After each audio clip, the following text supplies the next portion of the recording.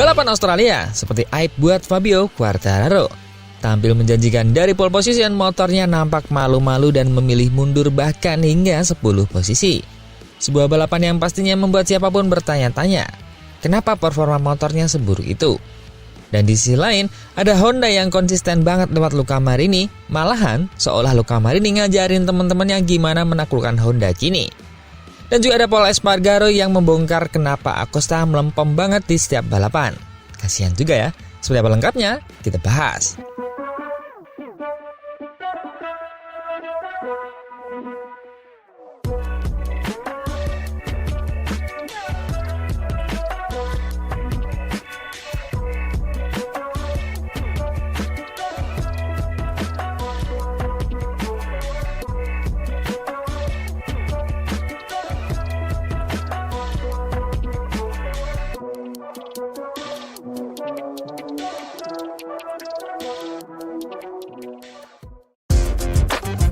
Phillip Island, harapan besar Fabio Quartararo untuk mengembalikan kehormatan Yamaha di MotoGP Australia berakhir dengan kekecewaan mendalam.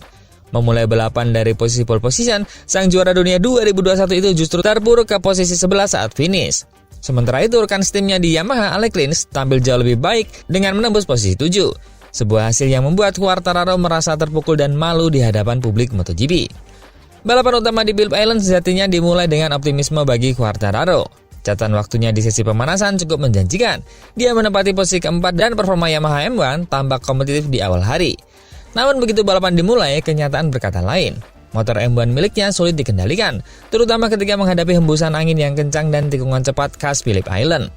Quartararo kehilangan ritme sejak awal dan perlahan tergeser ke belakang. Dia bahkan tidak mampu menembus 5 besar. Terpaut hampir 17 detik dari pemenang balapan, Raul Fernandez Trackhouse Racing.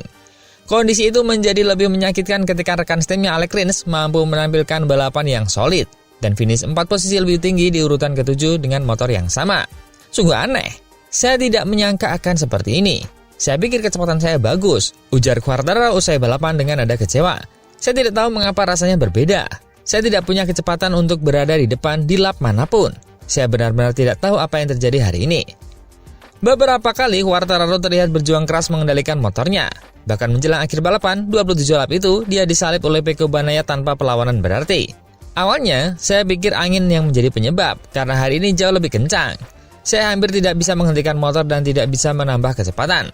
Ketika ditanya apakah masalahnya berasal dari ban, Quartararo hanya menggeleng. Entahlah, kami harus memeriksanya dulu. Sepanjang akhir pekan, saya tidak pernah merasa seburuk ini. Bahkan dengan ban medium di free practice 1, saya masih kompetitif. Tapi di balapan utama, semuanya terasa salah. Meski begitu, Quartararo berusaha tetap tegar. Sekarang, saya hanya perlu memahami apa yang terjadi. Lalu, menutup halaman ini dan bersiap untuk akhir pekan berikutnya, ujarnya. Dia berharap bisa bangkit di GP Malaysia yang akan digelar di Sepang, sirkuit yang dia sukai. Saya menantikan 4 hari ke depan untuk beristirahat. Saya sangat membutuhkannya. Di Sepang nanti, saya ingin kembali fokus dan memulai lagi dengan motivasi baru.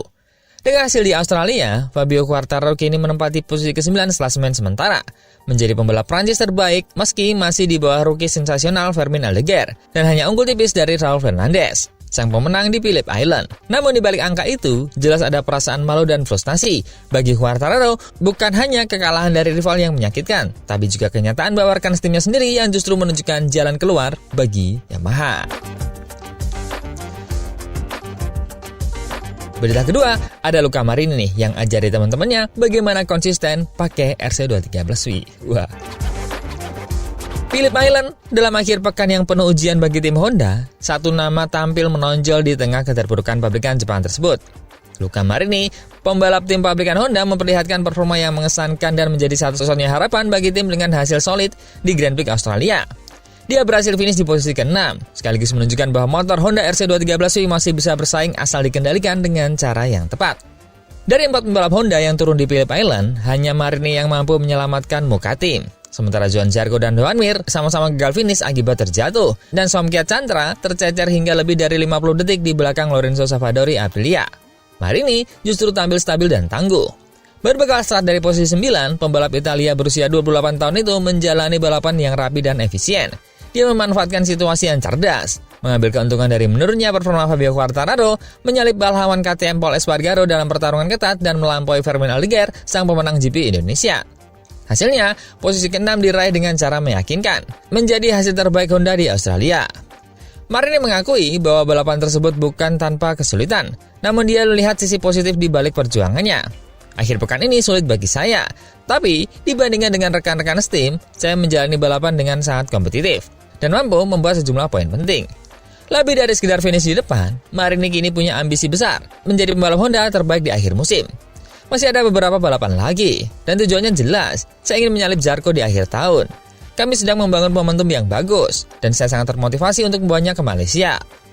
Target itu tidak berlebihan. Johann Zarco, yang gagal finish di Australia, kini hanya unggul 8 poin dari Marini di klasemen sementara. Dengan 6 balapan tersisa, posisi pembalap terbaik Honda sepenuhnya bisa berubah tangan. Namun di balik semangat kompetitif itu, Marini juga memperlihatkan ketajamannya dalam membaca arah pengembangan motor Honda. Dia menyadari di mana letak kelemahan utama RC213V, apa yang harus dilakukan untuk memperbaikinya.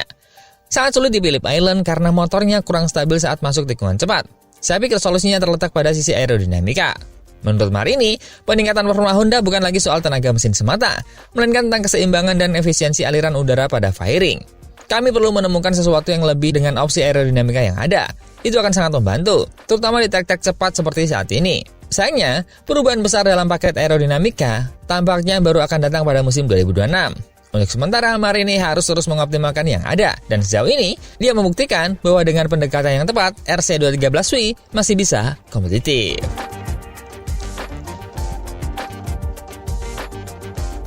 Berita ketiga, ada Pol Espargaro nih, yang mengungkapkan kenapa Acosta selalu terpuruk.